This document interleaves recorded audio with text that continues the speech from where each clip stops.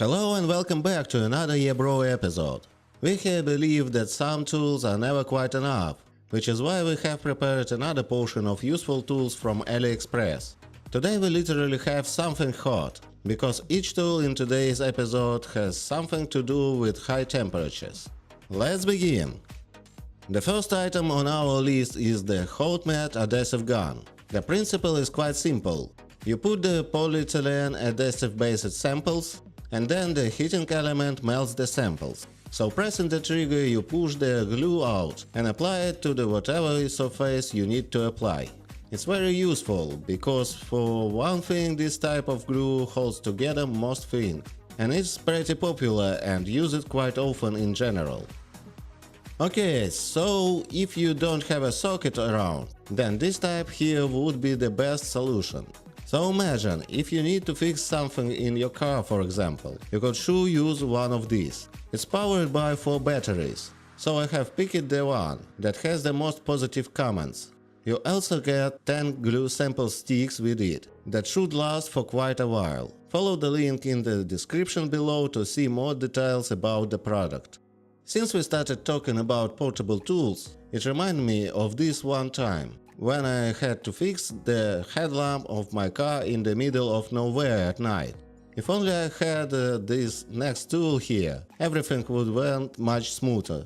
It's a soldering iron that works on gas. Some kind of them feel lighter fluid with, so you can basically take it anywhere and fix all the kinds of minor things with it. This model seems to be rather popular on Aliexpress. And here is yet another soldering iron from Aliexpress. This one is rather cheap and also has temperature control and comes with a few spare stingers. Its maximum is 60 Watt, and its ceramic heating element provides rather quick heating up to whatever temperature you set it on. There are lots of positive comments, but some people say that it seems like the temperature control model is somewhere inaccurate. But it isn't exactly a soldering station. That might not be too big of a problem after all, and nobody seems to be disappointed with the overall quality. So I guess it's fine.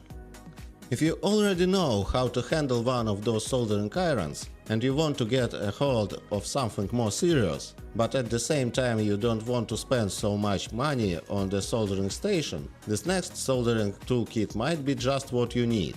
It's got most of the actual soldering station air parts from the case and the power unit. The truth is that you can use almost any power supply unit there.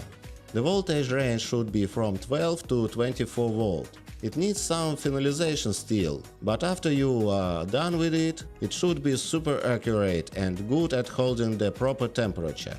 It works with any types of stingers, so there won't be any trouble there.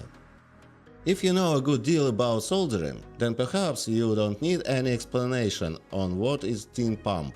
For the rest of you people, let me explain. Over the course of soldering, there is one thing you should always do, and it's getting rid of bits that come out as a result, because it might give some real hard time afterward, and that's why you could use one of these tin pumps. Plastic pipes are great. They are cheap, useful and easy to work with. One might say they are essential when it comes to plumbing.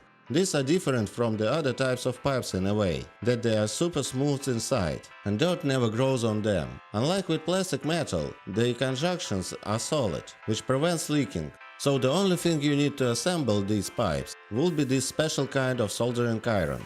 It heats up the pipe and the connecting bit to the correct temperature. There are pretty cheap versions of this on Aliexpress, so I left a few links for you to look at, in case you are interested. This gas burner here looks somewhat like a miniature blowtorch, but it's much easier to use this one. You don't really need to clean the injectors or change the rings in the pump. All you have to do is to put it on a special kind of gas cylinder that you can probably find in almost any hardware store or a sports shop. So all you have to do is to open the valve and hit the trigger. The next thing you should do is set the temperature depending on what is you do. And you can do many things with it. You can even warm up your tea if you like. Many of you probably already know what a heat shrink tubing is, and we really felt like we should add it to this episode. So on Aliexpress you can really find loads and loads of these. One of the most popular ones is this kit of 328 tubes of different diameter and different colors. If you don't like really fancy bright colors, follow the link where you will find the pack of the solid black ones. They also have different diameter. Many kinds of materials, such as plastic sheets or mounting foam, are so hard to cut, but what they do is they melt fast and easy. So to work with this type of things, there are special kind of knives that have heating blades. So I'd like to show you one of these right now. It isn't really powerful, 100 watt, but it does the job, and it has pretty good feedback on the website. There are different types of these knives with different types of blades. The longer ones should be good at cutting polystyrene or mounting foam, and the shorter ones are best in cutting plastic sheets or synthetic fabric. It is a common knowledge that if you don't burn the reed end, it will get messed up. So at this point this knife could be very useful. So it might as well be served as a nice present for those who like knitting. I hope you enjoyed watching this episode of Yeah Bro, and we really hope that you found something interesting.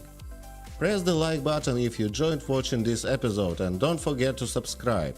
And remember to press the notification bell to be first to see new reviews and unboxing episodes.